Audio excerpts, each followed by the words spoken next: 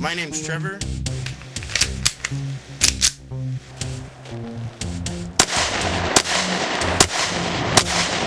So foreign to our conscious mind. So foreign to our conscious mind. And this is High Desert Tactical.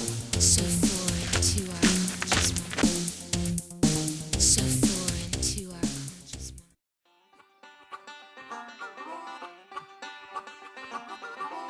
Hey, Trevor here with High Desert Tactical, and we're going to talk about my AR-15 today.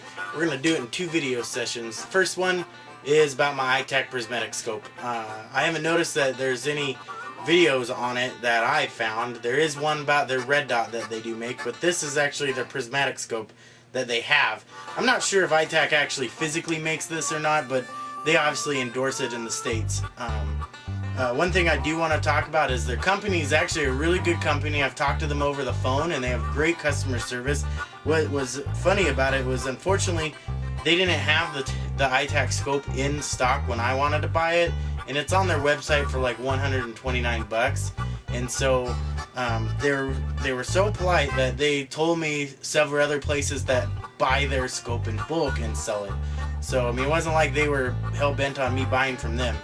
And they were just a really good company. And they also actually, what was one thing about them that I did like is I called once and they were busy and they actually returned my phone call, which is kind of an interesting thing.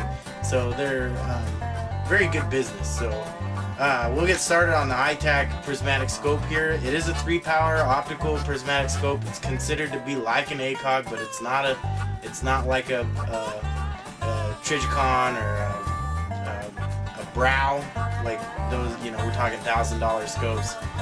This puppy's just your typical illuminated. It's got red and green, and it's got 5 different settings of brightness, and they run off of like a CR 32, like 1232, or just a coin cell battery.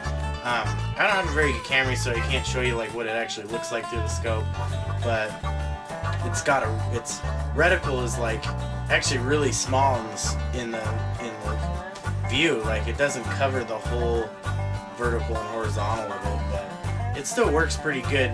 We're gonna talk about 2 different ranges. I shot it at 100 yards, which actually was very surprising, and I shot it at 50 yards, which was very good. One thing about it is, if you notice, this is a 1971, so it's got a fixed handle. So I have to actually use like a big Picatinny adapter, so it raises it up a little bit higher. So it makes it a little harder to shoot on this guy, but it still works fine for me. I do have a Z Picatinny, so I can actually mount like a laser or a tactical light down below the scope, which is okay, and I did it that way once before, but I didn't like how the light shined in the iron sight. The front iron sight would get in the way and you'd see like the silhouette of your gun at night. So I actually moved my tactical light to the bottom of my front hand guard, right below the tie for my sling. So let's talk about that. I got a few close-ups for it in the video, and then I got a couple targets that I shot, and we'll talk about that. So let's get started. So this is the Acog scope off the AR-15, still mounted to the Picatinny rail. This way I'm able to mount it and unmount it and still keep it sighted in. The key features is it's got 3 reticle modes, which is non-illuminated black, which is I normally use, illuminated green, and illuminated red. 5 brightness settings for each mode, which is green and red. It's a 3-power fixed magnification. It's got windage and elevation, and then it's got an anti-reflective and multi-layer bandpass optical coating. It comes already on it an M1913 Weaver rail mount. So basically in here is where you adjust the illumination and the coin cell battery. So you just see that there's green, and then on the opposite side was red. So all in all, it's a pretty good unit. It's very well built. It's pretty heavy for what it is, but you know, other than that, it works really well. So this is the 100-yard target. I actually fired 20 rounds at it, and 16 hit it. For a little bit, I was actually kind of on the center, but a bunch of them, like 4 of them, I have no idea where they went. I'm judging they went lower because you can obviously tell I worked my way up to it. The reticle pretty much covers up the whole target at that time, and that is actually a 100-yard target. So it's a not bad spread for just firing away. So this is the 50-yard target, and it actually, you can tell I actually did get all 20 shots into it. This bullseye is actually beaten up a little bit, so I'm pretty sure I hit it quite a few times.